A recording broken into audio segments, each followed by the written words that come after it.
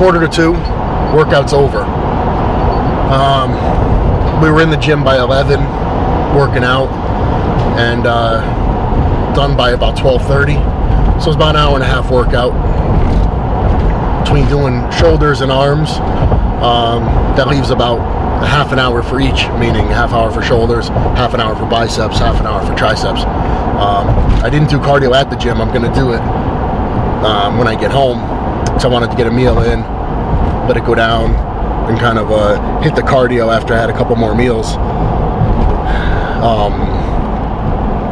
Okay, why begin the week with arms and shoulders? Well, the only other option, well, not the only other option, but generally I would maybe do legs on a Monday. I didn't do legs today because yesterday I was so busy. I had a ton of food to prep and stuff like that, where I didn't get a chance to either A, go see my massage therapist, or B, spend an hour or so, rolling out my legs on the foam roller. And I knew that if I went and did legs today, I wasn't going to get out of them everything that I could. So, and I made it to bed late last night. I was up late prepping food, so I figured, you know what, I'm going to bang out arms and shoulders. I'm going to train them hard, but it's not going to tax me the way it normally would if I went and I did legs. So that way, I'm going to get this workout done today. I'm going to get home, get some stuff squared away, and get to bed early tonight and get up tomorrow and just trash legs. For me, it's really important at this stage to really put my all into my workouts, not necessarily because I'm looking to put on, size, being 2 weeks out from a show, but because I'm looking at those workouts as a way to bring in my condition, especially, when it comes to for something like legs, where if I'm able to train them balls to the wall, it's going to have a positive, assuming that my nutrition and my recovery is on point, it's going to really have a positive effect on my condition. But if I'm going in and I'm not really feeling 100%, and I'm not going to just destroy them the way that I'm capable of, then it's kind of a wasted workout. So I felt good enough today where I could go in and just obliterate, arms and shoulders, and I'll save legs for tomorrow. Doing arms and shoulders basically away from chest works, because if I were to go in and train chest tomorrow, your arms and shoulders, they're a little beat up, you're not going to have the best chest workout. So going and doing legs tomorrow, my leg workout is not going to be affected by what I did today. And then seeing as Wednesday is going to be an off day, a day for rest, it's perfect, because if I'm ever able to use a rest day, it's going to be good to have it the day after legs. Chest to chest is a body part for me that requires a lot of attention, and having a day of rest prior to training it is definitely beneficial. Giving everything a chance to kind of build up, and glycogen to build up, and some recuperation to take place is a good way to go into chest day. And then I'll go in and hit back on Friday, and training chest on Thursday won't affect back on Friday. And then I'll go in on Saturday and just do hamstrings and calves. And some people might say, well, if we're doing back on Friday, why do hamstrings and calves on Saturday, considering you're probably going to deadlift for back? And then once you go in on Saturday, are you going to deadlift for hamstrings? And the answer is yes, I do. I deadlift 2 days in a row. And that may seem strange or like too much, and normally I would probably agree with you. But the thing I've noticed is that if I go in, granted, I'm doing the deadlifts in a different fashion each day. And when I go in, I do it for back. I'm doing them at the end of the workout, and I'm emphasizing my back. When I go in and I do it for hamstrings, I'll pre-exhaust all my hamstrings. I'll pre-exhaust my hamstrings, do a whole bunch of hamstring work first, and then when I'm deadlifting, the majority of the movement is in the hips, and I'm not really contracting my back. So believe it or not, having deadlifted the day prior, instead of my back, it's almost like it kind of warmed it up. It's like having put your body through those motions already the day prior, it's almost like it's so fresh in your mind that mechanically your body kind of just falls right into it. At least that's the way it's worked for me. And then Sunday's rest. So, it's 1:45 right now. I typically try to eat. I ate around 9 o'clock this morning. 9:30. Try to eat again around 12:30. Ideally, I like to eat at 9, 12, 2, 4, 6, and 8. Things got a little bit pushed forward today, but I'm still, once I get home, I'm hungry enough right now where I'm going to put down another meal pretty much as soon as I get home at 2 o'clock, so that'll put me back on schedule. Honestly, that's such a huge part of the day, is if the eating falls out of track. If you get off track with your eating, the whole day is screwed up. So it's like when I'm pre-contest, I'm constantly looking at the clock and thinking about when I have to eat next. It's it drives me nuts, to be honest. I don't want to eat every freaking 2 hours. At least not the food I'm eating. But I find that it is more beneficial. And I keep telling myself someday, once I'm done, I'm gonna eat twice a day, and it's gonna be great. Because I'm so sick of eating 6 times a day. But right now you got to do to get the most results. So I'm gonna get home. I'm gonna eat. I'm gonna get some stuff in order for the rest of the day. I've got some work to do on the computer, and some emails and phone calls to make, and mainly in preparation for the Arnold in Australia. So it's a lot of crap like that. Just, I guess you could call it maybe the business side of things. And that will be my day, because today I'm back, all day Saturday and Sunday I was busy just doing stuff.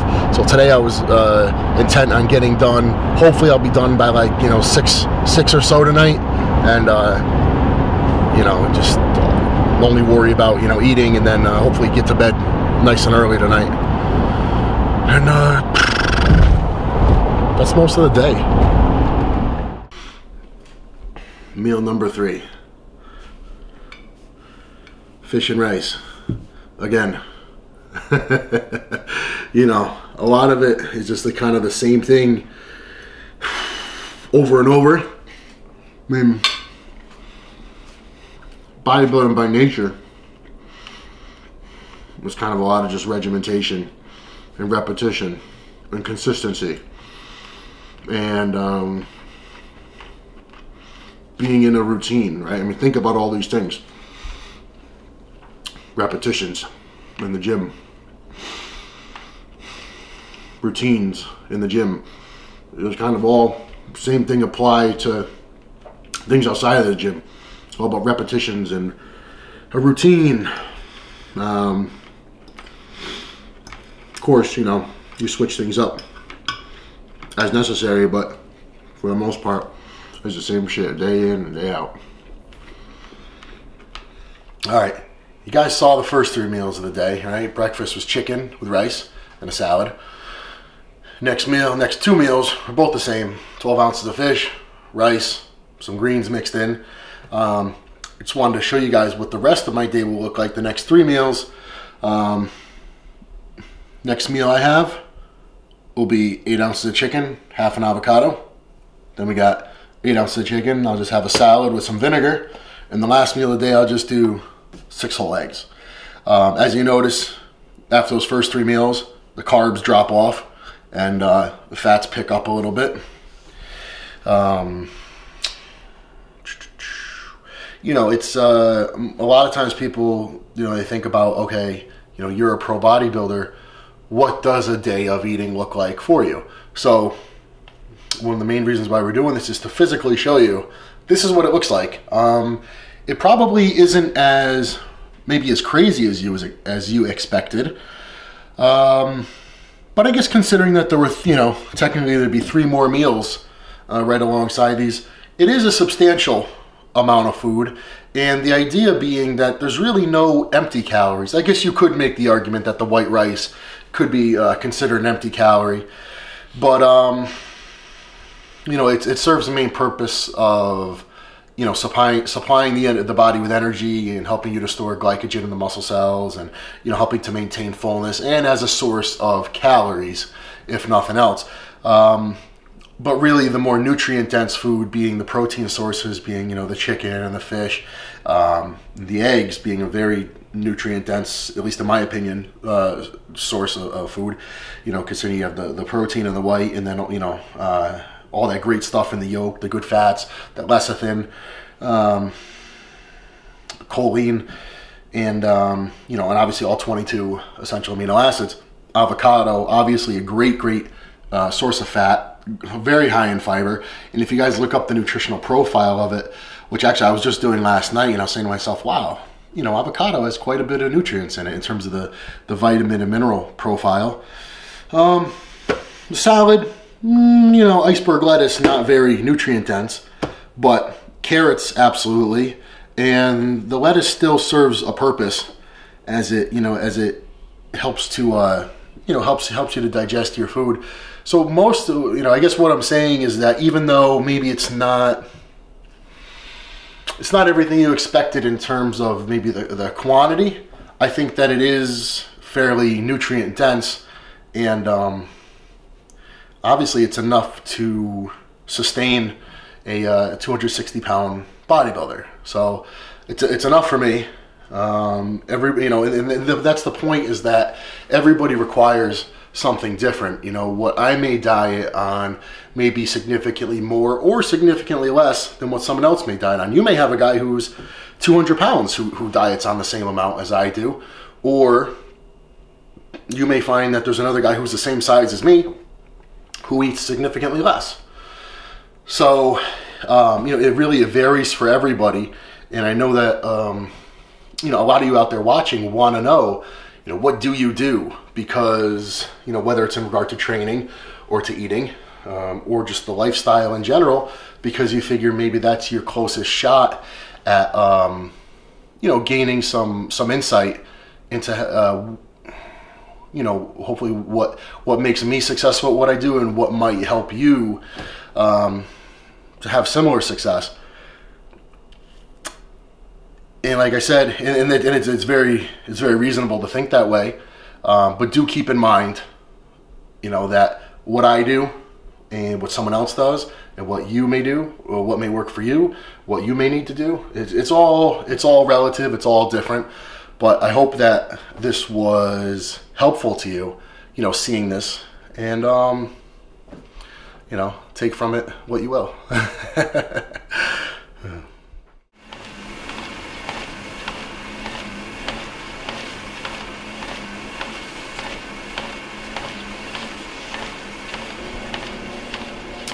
This is where I come to typically do all my cardio. It's my basement. It's a little cold down here, which is actually one of the reasons why I like doing cardio in the afternoon. Because if I come down here first thing, I'm fucking freezing. So as the day goes on, I warm up a little bit.